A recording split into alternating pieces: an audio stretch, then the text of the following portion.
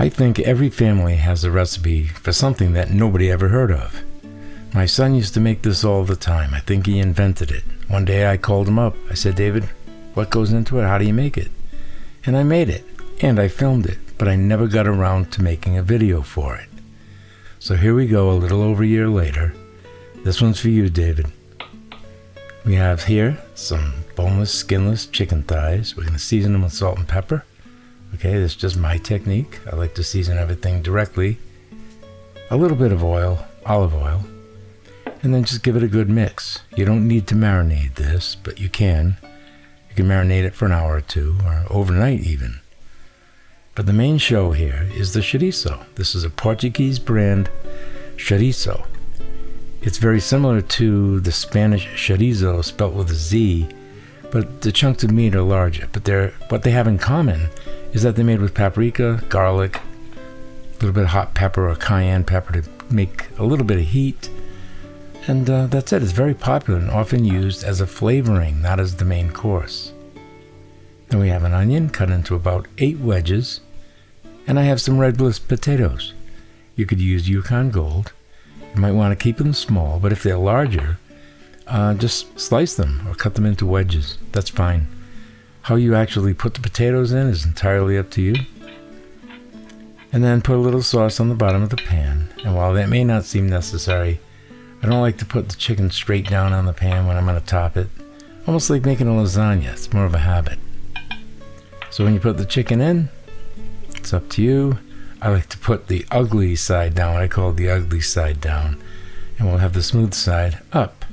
Not that you're going to see it, because we're going to top this off with a whole bunch of other stuff, right? So who cares what it looks like? It doesn't have to look good. But we're going to do that anyway. We're going to spread it around. And then the next thing you're going to do is you are going to wedge in your sausage. All right? And you want to kind of get them in between all the pieces. Not on top, but in between. And again, that's 2 of the links. The 2 links come in one package, and that's what I'm using. Right, so you can see what I'm doing there. Spread them all out. And we're going to top it with the potatoes. And as I said before, if you wanted to maybe slice them or use Yukon Gold, that's great. If you use, the Idaho potatoes or russets, those will have a tendency to fall apart. So I would go with something more waxy. Okay, and these are pepper rings. These are pickled peppers. And they get a nice zing to them, a little bit of heat, and a little bit of that vinegar flavor and pepper flavor. But worry not, they cook into that sauce. They actually contribute to the sauce. And we'll get into that. We're not using an ordinary sauce. We're just using straight tomato sauce right out of the can. Okay, I'm being too fussy here. Let's go. Move it along, Dave. All right, so we're going to throw the onions in, and though normally I wouldn't do that, I usually saute them. That's fine. We're making a sauce. We're making the main course all in one pan.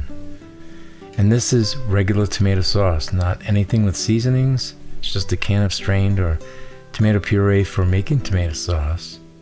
And all of the ingredients in here will come together with that sauce and create it. So you're making an entire meal in one pan. And that is very typical of Portuguese culture. It's like put it all in one pot. That's all you need. One pan. That's all you need. I know. I grew up with it. But it's a delicious way of cooking. It's family style. You don't have to worry about the presentation so much. It just has to taste good. So cover it tightly with some foil, or a covered roasting pan would be nice if you have one. And bake that at 350 degrees for about an hour and a half. And that may seem like a long time, but it isn't really a long time because it takes about a half an hour just to come up to heat. But mark my words, everything in this pan is very well cooked. Very well cooked. And here we are going to garnish with those black olives.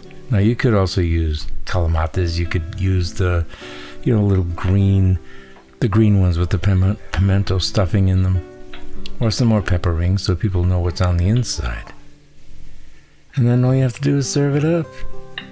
Now, I gotta tell you, it's not much to look at, but everything in here is fork tender and delicious. So it's not the greatest presentation, but it tastes fabulous. Okay, and it's very easy to make. And somebody asked me, hey, can I do this with Italian sausage? And my answer to them was, yeah, I don't see why not. The only thing you would have to do is cook it. Just brown the sausage and then slice it and put it into the recipe. Because remember, chorizo is a smoked sausage. It's already cooked. What we're really doing is tenderizing it and rendering out the fat. So this is one recipe that nobody ever heard of that came out absolutely fantastic, and I hope you try it. And I hope you come back each week for more great videos made for people who like to cook. Until then, bon appetit.